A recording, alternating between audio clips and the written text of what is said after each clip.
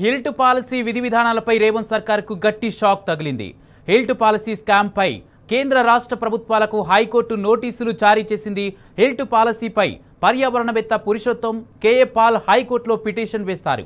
9292 ఎకరాల భూ కేటాయింపు విరుద్ధమని, జీవో నిబంధనలకు విరుద్ధంగా ఉందని కూడా సిబిఐ లేదా ఈడీతో దర్యాప్తు చేయించాలని పిటిషన్లో పేర్కొన్నారు. పిటిషనర్ల వాదనలు విన్న హైకోర్టు అలా చేయడం ఎలా కుదురుతుందో సాక్ష్యాధారాలతో చెప్పాలని ఏజీని ప్రశ్నించింది. అయితే దీనిపై ఇంకా పూర్తి నిర్ణయం తీసుకోలేదని, ముక్కలు ముక్కలుగా కాకుండా ఇంకా తీసుకోలేదని వివరించారు. మొత్తంగా దీనిపై కౌంటర్ దాఖలు చేయాలని ఆదేశిస్తూ కేంద్ర రాష్ట్ర ప్రభుత్వాలకు హైకోర్టు నోటీసులు ఇచ్చింది. తదుపరి విచారణ ఈ నెల 29కి వాయిదా వేసింది.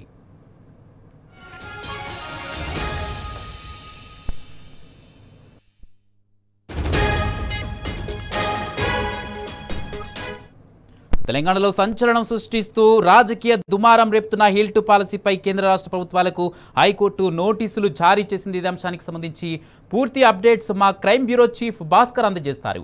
భాస్కర్, హిల్ట్ పాలసీపై ఇటు పురుషోత్తం కేఏ పాల్ హైకోర్టులో పిటిషన్ వేసిన నేపథ్యంలో కేంద్ర రాష్ట్ర ప్రభుత్వాలకు హైకోర్టు నోటీసులు ఇచ్చినట్టుగా తెలుస్తుంది. ఆ నోటీసుల్లో ఏముంది? దీనికి సంబంధించి ప్రభుత్వాలకు హైకోర్టు ఏమని హెచ్చరించింది? పూర్తి రాష్ట్ర ప్రభుత్వం అక్రమంగా దొడ్డిదారిన ప్రభుత్వ భూములను అమ్మడానికి తీసుకొచ్చినటువంటి హెల్త్ పాలసీపై హైకోర్టులో పిల్ దాఖలైంది. పిల్ దాఖలు చేసినటువంటి కేఏ పాల్ తో పాటు మరొక సామాజికవేత్త పిటిషన్ దాఖలు చేశారు.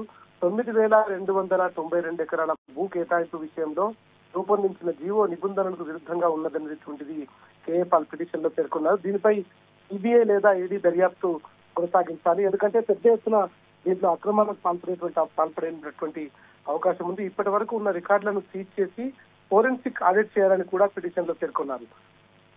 కేంద్ర రాష్ట్ర ప్రభుత్వాలకు ఈ సందర్భంగా హైకోర్టు నోటీసులు జారీ చేస్తూ రిప్లై ఫైల్ చేయాలని కూడా హైకోర్టులో ఆదేశాలు జారీ చేసింది.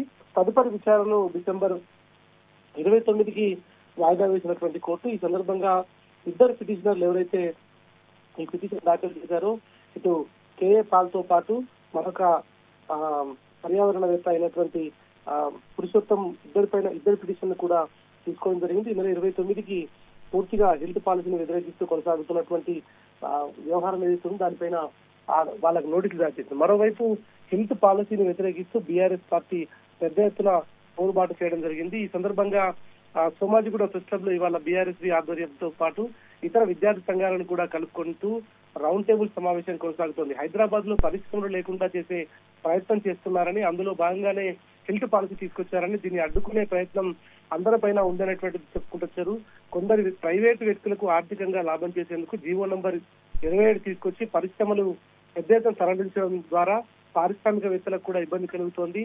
చంద్రబాబు సూచన మేరకే ఆంధ్ర వారికి లబ్ధి చేసేందుకు ఈ పాలసీ తీసుకొచ్చారని కూడా తీవ్రంగా రౌండ్ టేబుల్ సమావేశాల్లో చెప్పడం జరిగింది. ఈ పాలసీతో అనేక మంది యువకులు ఉపాధి కోల్పోవడంతో పాటు రెడ్ కేటగిరీ ఉన్న పరిశ్రమలు మాత్రమే తరలించాలని సుప్రీంకోర్టు సూచనలు ఉన్నా దాని తుంగలు తుక్కుతూ అందుకు భిన్నంగా రాష్ట్ర ప్రభుత్వం వివరిస్తుందని చెప్పుకొచ్చారు. పరిశ్రమల తరలింపుతో అనేక పర్యావసనాలు ఎదుర్కోవాల్సి వస్తుంది. తెలంగాణ ఉద్యమం తరహాలో ఇప్పుడు కూడా మనందరం ఉద్యమించాలని కూడా చెప్పుకొచ్చారు. ఇటు విద్యార్థి సంఘాల తరఫున దీంట్లో పాల్గొన్నటువంటి అనేక మంది విద్యార్థులు హెల్త్ పాలసీపై ప్రభుత్వం స్పష్టత ఇవ్వాల్సినటువంటి అవసరం ఉంది, పరిశ్రమలు నగరం వెలుపల ఉండాలి అని చెప్పిన రేవంత్ రెడ్డి ఫార్మా రంగాన్ని ఫ్యూచర్ సిటీలో ఏర్పాటు చేస్తున్నట్లు భిన్న ప్రకటన చేస్తా ఉన్నటువంటి పరిస్థితి కనిపిస్తోంది. ప్రభుత్వ భూములను చౌకగా ప్రైవేట్ వ్యక్తులకు విక్రయించేందుకే ఈ పాలసీ తీసుకొచ్చారు కాబట్టి అసెంబ్లీలో ప్రతిపక్షాలతో చర్చించకుండా ఇలాంటి చర్యలు తీసుకోవడం మంచిది కాదు అని కూడా చెప్పుకొచ్చారు.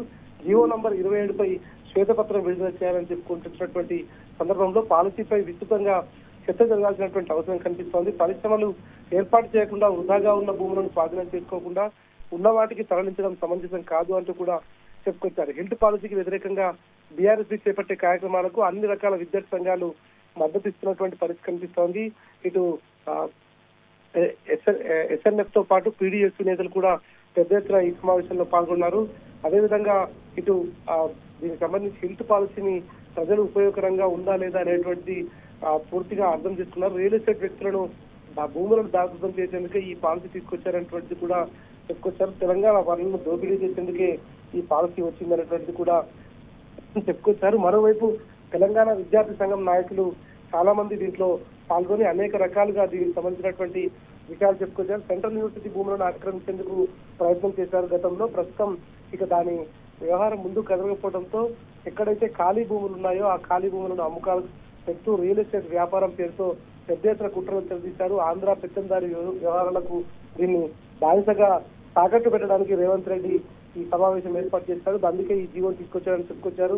కొడంగల్ నియోజకవర్గంలో లంబాడీల భూములను ఆక్రమించేందుకు రేవంత్ రెడ్డి గతంలో ప్రయత్నించాడు. అప్పుడు ప్రజా పోరాటాలతో బీఆర్ఎస్ పోరాటాలతో వెనక్కి తగ్గినటువంటి రేవంత్ రెడ్డి ఒక ముఠాన్ని ఏర్పాటు చేసుకుని భూములు ఎక్కడెక్కడ ఉన్నాయనేటువంటి చూసుకుంటూ వాటిని ఆక్రమించేందుకు కుట్రలు చేస్తున్నారనేటువంటిది కూడా చెప్పుకొచ్చారు. హిల్ట్ పాలసీతో ఎస్సీ ఎస్టీ బీసీ వర్గాల వారికి అనేక రకాలుగా తీవ్ర అన్యాయం జరుగుతున్నటువంటిది చెప్పుకొచ్చారు. తండాలను గ్రామ పంచాయతీలుగా మార్చినటువంటి కేసీఆర్ కు అనేక మంది రకాలుగా మేము రుణపడి ఉంటాం. కానీ ఆ తండాలను కనుమరుగు చేస్తూ గ్రామాల నుంచి హైదరాబాద్ వరకు ఎక్కడ ఖాళీ ప్లేస్లు ఉన్నాయో ఎక్కడ భూములు ఉన్నాయో ఆ భూములను పూర్తిగా ప్రైవేట్ వ్యక్తులకు కట్టబెట్టేందుకు కాంగ్రెస్ ప్రభుత్వం రేవంత్ సర్కారు పూనుకున్నటువంటి సందర్భంలో కేంద్రంలోని బీజేపీ దీన్ని సూచించినట్టుగా వివరిస్తోంది.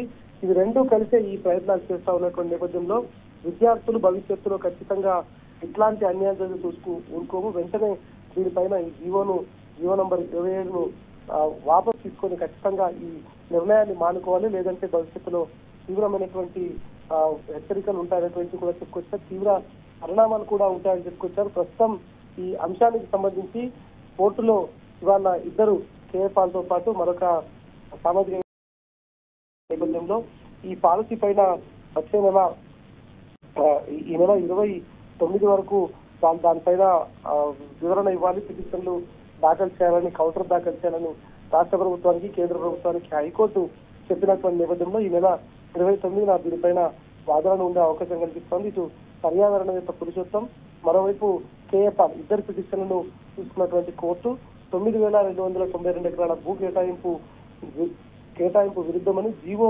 నిబంధనలకు విరుద్ధంగా ఉందని వాళ్ళ పిటిషన్ లో పేర్కొన్నటువంటి నేపథ్యంలో దీనిపైన ఈ నెల 29న ఆర్గ్యుమెంట్ జరిగేటువంటి అవకాశం కనిపిస్తోంది. Kumar, right, thank you Bhaskar.